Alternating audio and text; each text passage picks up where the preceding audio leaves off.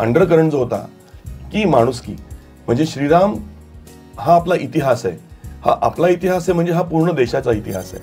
आणि त्या पोस्टरवर मला वाटते तुम्हीच आहात ना. हो. तर ते कसं शूट केलं होतं, कारण पाठीमागून अशी आग वगैरे दिसतीये. कारण नावावरून लोकांना वाटतंय की हे आम्ही इतिहास सांगायचा प्रयत्न करतोय, कार सेवेबद्दल काही बोलतोय का, किंवा तसं तर नाहीये. गोष्ट आहे ती अयोध्येमध्ये घडते म्हणून मिशन आहे.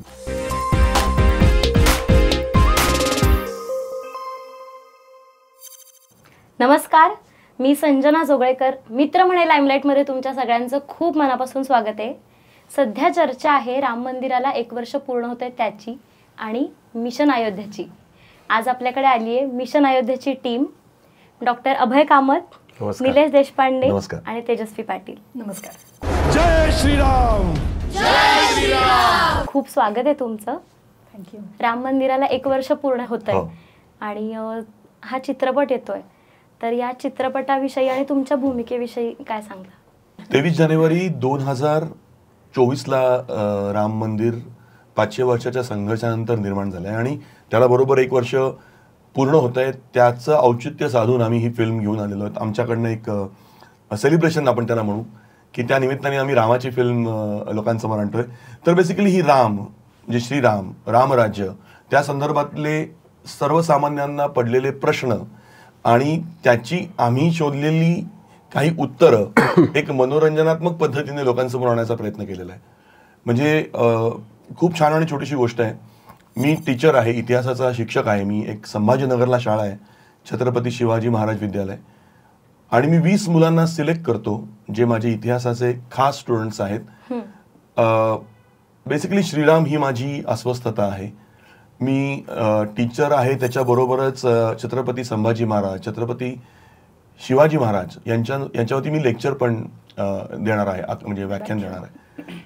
तर तसं व्याख्यान मला श्रीरामांबद्दलही देता यावं ही माझी एक अस्वस्थता असते. आणि ह्यातूनच तो ठरवतो की प्रभू श्रीरामांबद्दल मुलांना फक्त गोष्ट सांगणं, त्यांनी रावणावरती विजय मिळवला, इथंच ती संपवणं, याच्यापेक्षा मुलांना प्रत्यक्षात अयोध्येला घेऊन जाऊ, तिथं जाऊन त्यांना ज्या ठिकाणी खरोखर रामायण घडलंय, जिथं रामाचा जन्म झालाय, ती जागा दाखवावी. त्यातनं मुलांना कळायला पण सोपं पडेल. या हेतूने मी त्यांना घेऊन जातो आणि तिथं गेल्यानंतर काही गोष्टी घडतात ज्यांना मला सामोरं जावं लागतं आणि त्यातनं मी सगळ्यांना, आमच्या टीमला बाहेर काढतो. ही या फिल्मची सिंपल गोष्ट नाही. अजून मिशन पूर्ण व्हायला बराच वेळ लागेल, बराच संघर्ष करावा लागेल. आज तर कुठे सुरुवात झाली असं म्हणूया. त्यामध्ये याच्यामध्ये कुठे आम्ही प्रोपॅगंडा करत नाहीये किंवा कोणाला आम्ही प्रमोट करत नाही आहोत. छान नाव मिळालंय, स्टोरी अयोध्येची आहे म्हणून मिशन अयोध्या. मग सिनेमा शूट करायसाठी किती वेळ लागला होता तुम्हाला? साधारणतः 25 दिवस लागले. याचं शूटिंग मुंबईत, नंतर अयोध्येमध्ये तर झालंच, पण मुंबई, ठाणे, जौनपूर उत्तर प्रदेशमध्ये, संभाजीनगरमध्ये आपल्या, आणि अयोध्येत, अशा 5 ठिकाणी झालेलं आहे शूटिंग. मला कुतूहलानं हा प्रश्न विचारायचा की तुम्ही डॉक्टर आहात, प्रॅक्टिसिंग डॉक्टर, आणि तरीही तुम्ही सिनेमांमधून आमच्या समोर येत आहे, तर हे दोन्ही कसं सांभाळतात? नाही, मी गेले 25 वर्षे डॉक्टरी करतोय, त्यामुळे ही अभिनय ही माझी आवड होती कॉलेजमधून आणि शाळेतनं, पण व्यवसायामुळे मला तसा वेळ पण मिळाला नाही आणि मी फुल टाईम तिकडे येऊ शकलो नाही. पण मधून एखाद दुसरे असे छोटे रोल करत होतो. पण या चित्रपटात मला खूप चांगली संधी मिळालेली आहे आणि याबद्दल मी आमचे दिग्दर्शक समीर सुर्वे यांचं आभार मानतो की त्यांनी माझ्यावर ही भूमिका करायला विश्वास दाखवला आणि मला इकडे मी येऊ शकलो. आणि त्यावेळेला मी अगदी हॉस्पिटल बंद करून ठेवलं. 25 दिवस मी शूटिंगमध्ये होतो आणि मी नव्हतो हॉस्पिटलमध्ये. मग तुमची भूमिका काय आहे? मी एक म्हणजे एक निस्सीम रामभक्त आहे ह्याच्यात, आणि मी त्या शाळेचा एक कर्मचारी असतो आणि त्या मिशनबरोबर मी तिथे अयोध्येला जातो, त्या मुलांबरोबर जातो सहलीत, आणि मग तिथे असं काय घडतं की तो रामभक्त मरायलाही तयार होतो, दुसऱ्यांना मारायलाही तयार होतो. आणि त्या पोस्टरवर मला वाटते तुम्हीच आहात ना. हो. तर ते कसं शूट केलं होतं, कारण पाठीमागून अशी आग वगैरे दिसतीये? नाही, याबद्दल मला म्हणजे छान वाटतंय बघताना आणि त्याची खूप चर्चा पण ऐकली. थँक्यू. ती फाईट सिक्वेन्स आहे भरपूर. ती जी म्हणजे तो जो शॉट होता तो ॲक्च्युली आम्ही प्रत्यक्षात केलेला आहे. म्हणजे मी स्वतः तिथे केलेलं आहे. तो तिथे कुठलाही VFXचा किंवा दुसऱ्या कुठल्या कॉम्प्युटर ग्राफिक्सचा उपयोग नाही आहे. आणि कौशल मोझेस जी मोठी अब्बास मस्तानची वगैरे फाईट डिरेक्टर्स आहेत आणि आता कौशल साहेब नाही आहेत पण मोझेस सर आहेत. तर मोझेस सर म्हणजे बऱ्याच पिक्चर जवळजवळ 200 ते 250 बॉलिवूड चित्रपटांना त्यांनी फाईट सिक्वेन्स त्यांनी डायरेक्ट केल्यात. तर त्यांनी हा सीन डिरेक्ट केला आणि त्यांनी मला सांगितलं होतं. पण त्यांनी पण एक कौतुकाची थाप दिली की मी माझ्या 200-250 चित्रपटात कधीही विदाऊट बॉडी डबल किंवा डमी न घेता एका कलाकाराने जर हा चित्रपट म्हणजे असा फायर सिक्वेन्स म्हणजे जिथे असं आग लागते शरीराला असा कोणीही कधीही करताना बघितलेला नाहीये. तर आणि हा खूप सीन चांगला झालाय म्हणून ते जेव्हा त्यांनी सांगितलं मी म्हणूनच तो प्रश्न विचारला कारण तो दिसतानाच खूप छान. आणि प्रत्यक्ष बघताना खूप म्हणजे नाही बघू शकत. म्हणजे भीती वाटत होती की समोर जरी म्हणजे आपल्याला माहितीये की शूटिंग चाललंय पण जेव्हा डायरेक्टरने ऍक्शन म्हटलं ह्याला आग लावली गेली तेव्हा ह्याला आग लागलेली होती. समोर मी बोललो होतो त्याच्या नावाने आणि पण ते मला तेव्हा मला ऍक्टिंग करावी लागलीच नाही कारण मी खरोखर घाबरलो होतो. दिसतो ना माणूस म्हणजे काही चुकलं तर ते जीवावर बेतू शकतं अशा गोष्टी आणि ते डॉक्टरांनी डेअरिंग दाखवलेलं आहे. तुम्ही दुबईत स्थायिक आहात आणि इकडे सिनेमात. तर ते कसं आहे कारण बऱ्याच वेळा असं होतं की इथे राहूनच खूप स्ट्रगल करावं लागतं पण दुबईत राहून सुद्धा इतके छान सिनेमे आपल्याला करता येतात. हो नाही तसं नाही. दुबईमध्ये राहून तर डबल स्ट्रगल आहे ना. हो म्हणूनच नाही मी 20 वर्ष दुबईमध्ये आहे आणि इथं असताना मी थिएटर करायचो. राज्यनाट्य स्पर्धा केलेल्या आहेत आणि जेव्हा अशी वेळ येते तुम्हाला आयुष्यामध्ये ठरवावं लागतं की आता तुम्ही करिअर म्हणून काय करणार आहात. आणि जेव्हा आम्ही हे करायचो तेव्हा खूप कमी संस्था होत्या. चॅनल्स तर फारच मोजकी होती. तेव्हा मी दुबईला गेलेलो. पण दुबईला मी थिएटर खूप रेग्युलरली करतो. मराठी थिएटर करतो, हिंदी इंग्लिश करतो. मराठीमधल्या आपल्या काही चांगल्या एकांकिका मी इंग्लिशमध्ये ट्रान्सलेट करून करतो. म्हणजे तिथल्या लोकांना आपलं साहित्य कारण समृद्ध आहे ते लोकांना कळणं खूप जरुरी आहे. तर हे सगळं चालू असताना इथे माझे कॉन्टॅक्ट्स असतातच.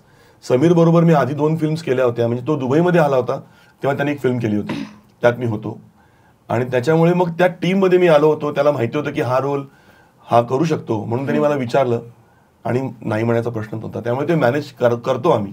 आवड असली की होतं सगळं. आणि तुझी भूमिका काय आहे या चित्रपटात? या चित्रपटामध्ये मी एका शिक्षिकाची भूमिका करते. तिचं स्वाती मॅडम फेमस असते ती स्कूलमध्ये कारण अशी एक टीचर असते स्कूलमध्ये एक शिक्षिका असते जी मुलं तिला खूप शेअर करत असतात किंवा त्यांना सगळं सांगायचं असतं टीचरला आणि ती टीचरही त्यांच्या बाजूने बोलत असते किंवा त्यांना कधी ओरडणार नाही समजून घेत असते. तशी ती टीचर दाखवली म्हणजे एकदम अशी गुडी आवडती. हां जेव्हा अजित देशमुख जे मेन कॅरेक्टर प्ले करतायत तर ते अजित देशमुख जेव्हा हे एक एज्युकेशन ट्रिप ऑर्गनाईज करतात की अयोध्येला जायचं आहे मग ते मुलांबरोबर अजून हवेत ना टीचर्स त्यांना सांभाळायला म्हणा किंवा त्यांना घेऊन जायला म्हणून ते 3-4 अजून टीचर्सना निवड करतात की आपण सगळे जाऊयात. त्यात मी असते. मग आम्ही सगळे ते 20 मुलांना घेऊन जातो अयोध्यामध्ये आणि तिथे असं काही घडतं आम्ही एकदम ट्रॅप होतो अडकतो आणि तिथून कसे बाहेर पडतो त्या संघर्ष आमचा तो दाखवला गेला त्याच्यात. मिशन अयोध्या सक्सेसफुल झालं म्हणायचं. मग तुला हा चित्रपट का करावासा वाटला? म्हणजे होकार देण्याच्या आधी आपण खूप विचार करतो करू की नको ही खूप द्विधा मनस्थिती असते. तर कसं? माझी तर होतीच कारण मी आधी 7-8 वर्षापूर्वीपर्यंत मी खूप सारे मूवीज म्हणजे अगडबम हा माझा पहिला मूवी मग प्रेमाचा झोलजा सिद्धार्थ जाधव बरोबर मग लास्ट होता माझा एक अलबेला त्यात मी भूमिका केली होती आणि नेहमी मी लीड करत आले आणि त्याच्यानंतर मग मुलं झाली 2 मग गॅप पडला लॉकडाऊन लागलं मग 7-8 वर्षाचा गॅप पडला. मग त्यानंतर एक असतं ना की आता मुलं झालेत मोठी आता करू शकते थोडं तरी काम. मग मी जेव्हा आमचे लाईन प्रोड्युसर आहेत त्यांना कॉल केला की मला करायचं आहे काम म्हणून मला सांगा माझ्या आता काय मी लीड करू शकत नाही पण जेव्हा खूप चांगली अशी भूमिका असेल तर मी नक्कीच करेन. तर लगेच मला 2 दिवसांनी कॉल आला की असे समीर सुर्वे आहेत डिरेक्टर आणि ते करतायत आणि तुम्ही भेटून या तेजस्वी मॅडम तुम्हाला आवडेल. आणि मी सरांना भेटले आणि सरांशी पहिल्यांदाच भेटले. सरही मला पहिल्यांदाच भेटत होते आणि मग त्यांनी पूर्ण सांगितली स्टोरी आणि नंतर म्हणाले की तेजस्वी तू आहेस तशीच प्ले कर वेगळं काय करायला जाऊ नकोस तशीच हवे. आणि मला आधी वाटलं होतं की खूप कमी असेल माझं हे फुटेज किंवा ती द्विधा मनस्थिती होती, कारण मला कमबॅक तर करायचंय, पण असं नाही की बापरे ही नुसती उभी राहिली असं पण मला नको होतं. पण सरांनी खूप छान जस्टिफाय केलं मला, खूप छान माझं कॅरेक्टर डेव्हलप केलं आणि आय एम सॅटिस्फाईड. म्हणजे खूप छान वाटलं काम करताना. तुमच्या सगळ्यांचा एकमेकांसोबत काम करण्याचा अनुभव कसा आहे? अय्यो एवढी धम्माल. गंमत म्हणजे ना, कॅरेक्टर मध्ये मी यांचा टीचर, त्याच्यानंतर ह्या मॅडम, हा बिचारे पिऊन कर्मचारी. पण ऍक्च्युअल मध्ये जेव्हा आम्ही एकत्र येतो ना, आम्ही एक्झॅक्टली उलटे होतो. भंकस धमाल मस्तीत आली असते. आता आम्ही गेले जवळजवळ 8 दिवस फिरतो एकाच गाडीतनं, आम्ही दिवस रात्र एकत्र आहोत, धमाल चालू आहे आमची. त्यामुळे ह्यांच्याबरोबर काम करताना खूपच मजा आली. असं वाटलंच नाही की आम्ही सगळे पहिल्यांदा एकत्र येतोय. आणि नॉट ओन्ली विथ दॅम, म्हणजे आमची जी पूर्ण युनिट होतं हे सगळे आम्ही एक झपाटलेले होऊनच काम करत होतो. कारण एवढ्या विषम परिस्थितीमध्ये कामं केली आहेत आम्ही. म्हणजे अयोध्येमध्ये सकाळी 8 वाजता 44 डिग्री टेम्परेचर, आणि जो काळ दाखवलाय आम्ही तो थंडीचा काळ होता. त्याच्यामुळे आम्ही सगळे कानटोप्या आणि शॉल वगैरे घेऊन, कुडकुडत वगैरे, सो त्यामुळे सगळे आम्ही झपाटल्यासारखे काम करत होतो. समीर काय, किंवा 20 मुलं आहेत या फिल्म मध्ये, तर आमची टीम खूप छान बनली होती. म्हणजे आम्ही खूप एन्जॉय केली आमची कंपनी. आणि लहान मुलं पण खूप आहेत. 20 जणांना अख्ख्या युनिट बरोबर आम्ही घेऊन, आणि त्यामुळे समीरची जबाबदारी तर खूप वाढली. आणि तेच आम्ही प्ले केलं, तिकडे जाऊन सांभाळायचंच काम केलं अयोध्येला जाऊन. कारण 5 वर्षापासून ते 14-15 वर्षापर्यंत मुलं होती.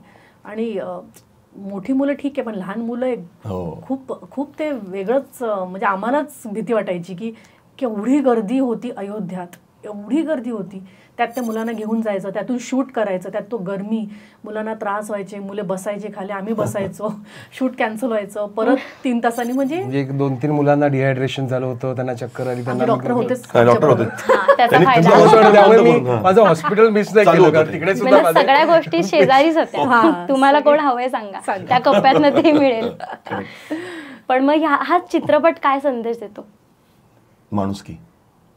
म्हणजे आम्ही जरी म्हटलं ना की श्रीराम दाखवतोय, श्रीरामाचं रामराज्य दाखवतोय, सगळ्यावरती आम्ही चर्चा करतोय की मंदिर तर निर्माण झालं 500 वर्षाच्या संघर्षानंतर, पण पुढे काय? तर रामराज्याची निर्मिती झाली पाहिजे. आपल्या देशातल्या 140 कोटी जनतेने ते राष्ट्र मंदिर म्हणून स्वीकारलं पाहिजे. आणि मगाशी म्हटल्याप्रमाणे की आम्ही कुठल्या विशिष्ट समाजाकरता त्याच्या विरुद्ध किंवा त्याच्या बाजूने बोलतच नाही आहोत. तुम्ही म्हणजे आमचे डायरेक्टर नेहमी म्हणतात की तुम्ही जर बॉम्बे हा चित्रपट बघितला असेल, त्याच्यामध्ये पण क्लिअर मेसेज, त्याच्यामध्ये पण त्यांनी सगळ्या गोष्टी दाखवल्यात. पण अंडरकरंट जो होता की माणुसकी, म्हणजे श्रीराम हा आपला इतिहास आहे, हा आपला इतिहास आहे, म्हणजे हा पूर्ण देशाचा इतिहास आहे. तो सगळ्यांचा राजा आहे. आणि आपण त्याला देव तर मानतोच, पण आपण त्याला जेव्हा राजा मानू तेव्हा त्याचं रामराज्य आपण प्रस्थापित करायचा प्रयत्न करू. तर मेसेज हाच आहे की माणुसकी आणि एकमेकांवर प्रेम. आणि जेव्हा आपल्या देशाचे सगळेच 140 कोटी लोक त्याला एक राजा म्हणून स्थान देतील, आणि आपल्याला जर रामराज्य पाहिजे असेल आता या अयोध्ये म्हणजे मंदिर निर्मितीनंतर, तर 140 कोटी लोकांनी त्याला राजा म्हणून मानलं रामाला, तर ते खरं राष्ट्र मंदिर होईल. राम शेवटी सर्वांचा आहे. राम हा तिरस्काराचा विषय होऊ शकत नाही. राम हा सर्वांचा आहे. आणि पण म्हणजे मग आम्ही काही प्रबोधन करतोय का? तर असं काहीच नाही. आम्ही या पिक्चर मधनं कुठलंच प्रबोधन करत नाहीये, तर मनोरंजनच करतोय, एंटरटेनमेंट. म्हणजे तुम्हाला गाणी खूप चांगली आहेत आमच्या या पिक्चर मधली. इनफॅक्ट गाणी हा USP आहे आमच्या फिल्मचा. तुम्ही गाणी ऐकली असतील, कारण 3-4 दिवसापूर्वी झी म्युझिकने रिलीज केली. काल त्यांनी व्हिडिओ सॉन्ग पण आलेलं आहे. तर ते रामराया गाणं आहे, किंवा दुसरं एक श्रीराम अँथेम म्हणून आम्ही इंट्रोड्यूस केलेलं आहे. जावेद अली यांनी रामराया गाणं गायलंय. SD सद्गुरू यांचं म्युझिक आहे.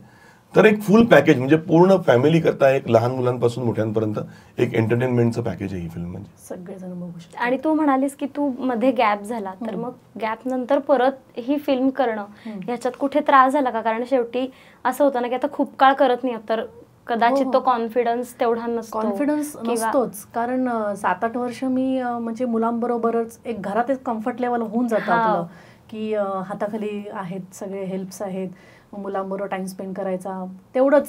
पण जेव्हा बाहेर जाऊन खूप 4 लोकांच्या मध्ये मी टाइम स्पेंड करते आणि एक वेगळं मी परफॉर्म करते, खूप वेगळं होऊन जातं. ते बर्डन खूप होतं. पण सरांनी माझ्यावरती विश्वास दाखवला ना, ती माझ्यासाठी खूप मोठी गोष्ट होती. आता एक कमबॅक करायला मस्त रिझल्ट मिळाला. कारण सरांनी हा विचार नाही केला की 7-8 वर्षानंतर येथे ही करू शकेल का. उलट सरांनी हा विचार केला की आधी हिने अशी मूव्हीज केले, हे भूमिका करेल का, असं सरांच्या मनात होतं. म्हटलं असं. आणि जेव्हा आम्ही ते स्टार्टिंगपासूनच ट्युनिंग आमचं सगळ्यांचं व्यवस्थित म्हणतात ना, ते एकदम पटापट असं ते फिट होत गेलं. आणि मला माझा कॅरेक्टर सोडायचं नव्हतं, जे घरात आहे तेच माझं एकच आनंदाचं होतं की ही मुलं ऐकतायत, माझं काही घरात ऐकत नाही, त्यामुळे सोपं पडलं. तर तेच एक असं आनंदाचं होतं की वा, ही ऐकतायत, छान आहे. पण ते कमबॅक करणं पण थोडं सोपं गेलं. हो, आणि मुलंही खूप गोड होती. राम मंदिराची जी काही तुम्ही आता चित्रपट केलात तो ऐतिहासिक नाहीये, पण राम मंदिराला एक इतिहास आहे. तर इतक्या वेगळ्या विषयावरती चित्रपट येतोय, त्यात पण ते निर्माण झाल्यावरती पहिल्यांदाच मला वाटतं तिथे शूट वगैरे झालंय. राम मंदिराच्या निर्मितीनंतरचा हा पहिला चित्रपट आहे जिथे म्हणजे तिथे शूट होत आहे. तर इतक्या छान चित्रपटाचा भाग व्हायला आपल्याला मिळालं. तर तुम्हाला कसं वाटतं की ह्या चित्रपटाचा आपण भाग आहोत? रामरायांची कृपा आहे. मला खूप म्हणजे आनंद झाला की ह्या चित्रपटात मी ही भूमिका करू शकलो. आणि जे काही त्याचे काही रील्स बघतात लोकांनी, माझं म्हणजे आता पण फोन येतात की खूप चांगलं झालंय का, तर आनंद वाटतो. नाही, मलाही असंच वाटतं. कारण नक्कीच मला हा माझ्यासाठी खूप मोठी ऑपॉर्च्युनिटी होती आहे. आणि ज्या पद्धतीने मला वाटलं नव्हतं की हे एवढं सुंदर होईल प्रोजेक्ट पुढे. कारण आपण काम करायला सुरुवात करतो आणि सगळे जेव्हा प्रामाणिकपणे काम करायला लागतात आणि जेव्हा त्याचं एक एंड प्रोडक्ट तयार होतो आणि ते आता असं वाटतं की म्हणजे किती सुंदर झालं हे, आणि आपण त्याचा एक हिस्सा आहोत, त्यामुळे ते अजूनच एक भारी फिलिंग येते की काही करून आता हे बस रिलीज झालं पाहिजे. आणि मी पहिल्यांदा एवढे दिवस घराच्या बाहेर आहे ना, तर मी अशी मुलांना सोडून नाही राहत. तर मग माझ्यासाठी तर खूप स्पेशल आहे हा सिनेमा.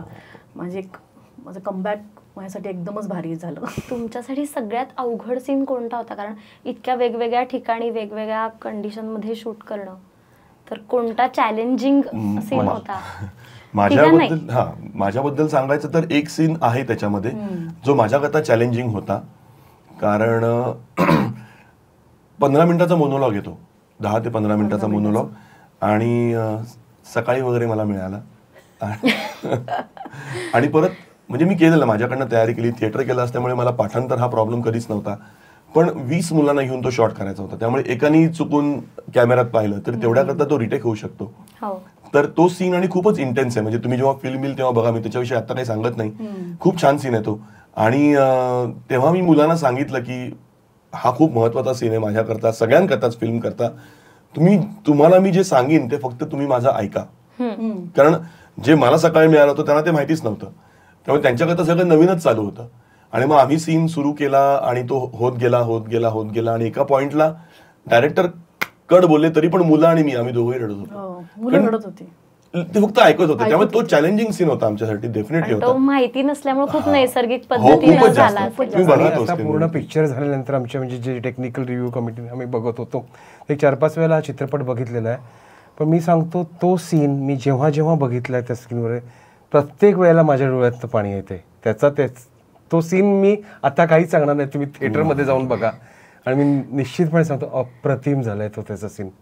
माझ्यासाठी टफ सीन तुम्ही विचारलेलं ना कुठला होता ते, म्हणजे तर मी परत तोच सांगेन, तो जो आगीचा सीन होता तो टफ असा ह्याच्यासाठी नव्हता की मला भीती होती की मला काही म्हणजे मला काही इजा होईल, तो विचार मला आलाच नव्हता. कारण मला आधी फक्त तो सीन करायचं हेच डोक्यात होतं. फक्त मला असं वाटत होतं की काही जर चुकलं तर परत सगळं रिटेक करावं लागेल यांना सगळ्यांना, त्या भीतीने मी म्हणजे ते होतं की, कारण अक्षय त्यांनी सांगितलेलं काही ॲक्शन्स फिक्स असायच्या 1, 2, 3, 4 हे मला करायचे, पण ते मला 15-20 सेकंदातच 20 सेकंदात करायचे.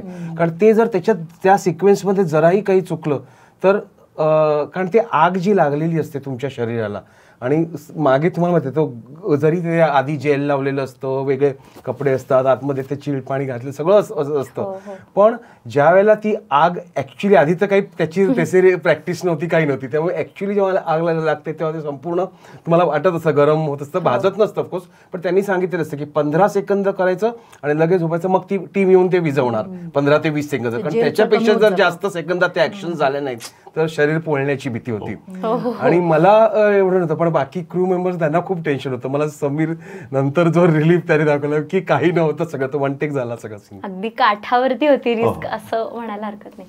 माझा पण असा एक इमोशनल एक सीन आहे त्याच्यात की आम्ही अडकतो त्या सगळ्या ह्याच्यात आणि आम्हाला मग कळत नाही की कसं बाहेर पडायचं आणि आपण इथे का आलो, खूप सारे प्रश्न. तेव्हा माझा आणि सरांचा एक आहे असंच डिस्कशन, तो खूप इंटेन्स होता आणि आपण वन टेक दिला, वन टेक दिला.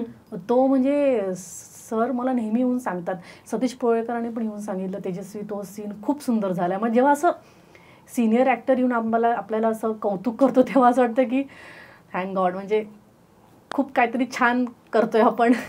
मला वाटतं एक पिक्चर आता एका धाटणीच येत आहेत, तर हे कुठेतरी ब्रेक करणार आहे की राम मंदिर अयोध्या, आणि त्यात पण वर्षपूर्ती होतीये, करमणूक पण आहे. ते खूप महत्वाचं आहे, कारण नावावरून लोकांना वाटतंय की हे आम्ही इतिहास सांगायचा प्रयत्न करतोय, कार सेवेबद्दल काही बोलतोय का, किंवा तसं तर नाहीये, गोष्ट आहे ती अयोध्येमध्ये घडते म्हणून मिशन अयोध्या. तर ऑडियन्सला तुम्ही काय सांगाल की का हा चित्रपट बघावा आणि सिनेमागृहात जाऊनच का बघावा? हा चित्रपट ना पडद्याकरता बनलाय. म्हणजे काही चित्रपट हे अनुभव असतात. म्हणजे आता आपण शोलेचं उदाहरण घेऊ ना, शोले स्क्रीनवरती बघायची मजा आणि फोनवरती बघायची मजा वेगळी असते. तर ह्या चित्रपटाचं बीजीएम म्हणजे बॅकग्राऊंड म्युझिक असेल किंवा साऊंड इफेक्ट्स असेल जे साऊथमध्ये बनलेत, गाण्याचं संगीत आहे, जे शॉर्ट्स आमच्या सिनेमॅटोग्राफरनी घेतलेत, हे सगळ्यांना हा पडद्याचा एक्सपिरियन्स आहे. त्यामुळे मी सगळ्यांना विनंती करीन की त्यांनी जवळच्या चित्रपटगृहात जाऊनच ही फिल्म बघा, म्हणजे त्या फिल्मचा आनंद घेता येईल आणि आम्ही जी मेहनत केली आहे ती सार्थकी लागेल. आणि दुसरा सगळ्यात महत्वाचा मुद्दा मी सगळीकडे सांगतोय की आपण नेहमी म्हणतो की मराठी चित्रपट आपण जगवला पाहिजे, तुम्ही आम्हाला कंटेंट द्या, आम्ही बघतो की वगैरे वगैरे, दिला कंटेंट, चला. सो आम्ही कंटेंट प्लस कंटेंट नाही तर करमणूक आहे, नुसतं प्रबोधन करणारा पिक्चर नाही. ह्याच्यात एक स्टोरी आहे, काल्पनिक असली तरी प्रत्येक मिनिटाला काहीतरी घडत जातं आणि एज ऑफ द सीट म्हणतात तसं तुम्हाला हा पिक्चर बघावा लागतो. करेक्ट. त्याच्यामुळे आता रेसिप्रोकेशनची वेळ आलेली आहे तुमची, प्रेक्षकांची. तुम्ही आम्हाला, आणि हा फॅमिली सकट बघण्याचा पिक्चर आहे, म्हणजे मुलांना कुठे ठेवू हा प्रश्नच नाहीये, मुलांना घेऊनच या, कारण हा मुलांपासून ते थोरांपर्यंत सगळ्यांना बघण्यासारखा चित्रपट. बॉल आता ऑडियन्सच्या कोर्टात टाकलेला आहे. डीओपी जे नझीर खान म्हणून आहेत, ते डीओपी आहेत, त्यांनी ज्या पद्धतीने अयोध्या शूट केली आहे की मोठ्या पडद्यावर बघा. परवा आम्ही ऍक्च्युली काही भाग त्याचा आयनॉक्सच्या मोठ्या पडद्यावर जेव्हा आम्ही ट्रायल बघितला, ती अयोध्या इतकी सुंदर दिसते, वेगळं अप्रतिम दिसते. म्हणजे ज्यांना आता लगेच जाता येणं शक्य नाही की नाही, तर त्यांनी जरूर बघावा. ते अयोध्याचं रात्रीचं वातावरण, दिवसाचं खूप छान, ती शरयू नदी आणि रामलल्लाची मूर्ती, तुम्ही भारून जाता, खरंच सांगतो. मूवी खूप छान शूट झाली आहे आणि निलेश म्हणाल तसं मोठ्या पडद्यावरची मूवी आहे आणि सगळ्यांचं काम सुंदर झालं आहे. असं नाही की हा कमी पडला आहे किंवा अरे अजून कोणतरी बेटर झालं असतं, असं काही नाही आहे. तर मी प्रेक्षकांना तेच आव्हान करते की पहिल्या 3 दिवसात चित्रपटगृहामध्ये येऊन पहा, म्हणजे आमचा चित्रपट तुम्हाला कळेल आणि जास्तीत जास्त लोक पाहायला येतील आणि मराठी सिनेमाला काहीतरी छान सुरू राहील. Yes yes. सिनेमासाठी खूप खूप खूप शुभेच्छा. सगळ्यांनी हा चित्रपट प्रेक्षकगृहात जाऊनच बघा आणि हा एपिसोड कसा वाटला हे लाईक, कमेंट, सबस्क्राईब करून सांगायला विसरू नका. धन्यवाद.